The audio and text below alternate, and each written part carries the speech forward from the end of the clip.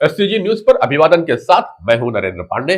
छत्तीसगढ़ में जनसंपर्क विभाग की कमान अब बदल दी गई है।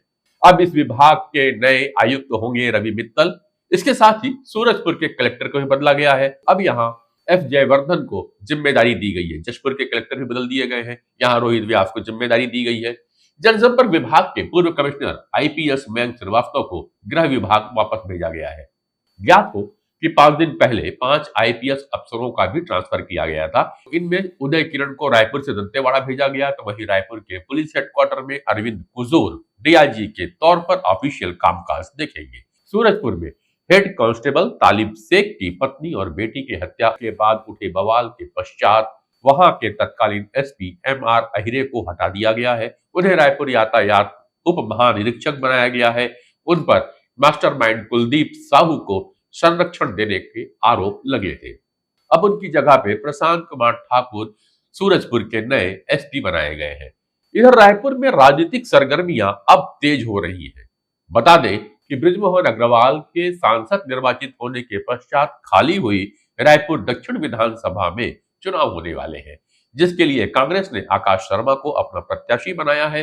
आकाश वर्तमान में युवा कांग्रेस के प्रदेश अध्यक्ष हैं। उनका मुकाबला दुगने उम्र के भारतीय जनता पार्टी प्रत्याशी पूर्व सांसद सुनील सोनी के साथ होना है।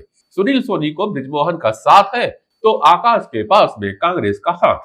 एक के पास में राजनीति का लंबा अनुभव है तो दूसरे के पास में यूथ की ताकत। इससे पहले 2023 के विधानसभा चुनाव में भी आकाश शर्मा ने दावेदारी की थी, लेकिन कांग्रेस ने उस समय महंत राम सुंदर दास को अपना प्रत्याशी बनाया था। पीसीसी चीफ दीपक बैज ने आकाश शर्मा को टिकट मिलने के बाद कहा कि हम उपचुनाव जीतने के लिए लड़ेंगे। इस बार हम 34 साल का इतिहास बदल देंगे। सोनी सबसे निष्क्रिय सांसद है। 11 लोक के संसदीय सदस्य में मैं भी उनके साथ सांसद रहा हूं। विधानसभा उपचुनाव के लिए भाई आकाश शर्मा को प्रत्याशी बनाया। एक तरफ भारतीय जनता पार्टी का निष्क्रिय चेहरा और दूसरी तरफ कांग्रेस का युवा और सक्रिय चेहरा है। मजबूत प्रत्याशी है, युवा प्रत्याशी है, जनता के हक और लड़ाई के लिए घूम घूम कर काम करते आए। विधानसभा में मतदान 13 नवंबर को होगा, जबकि मतों की गणना 23 नवंबर को होगी।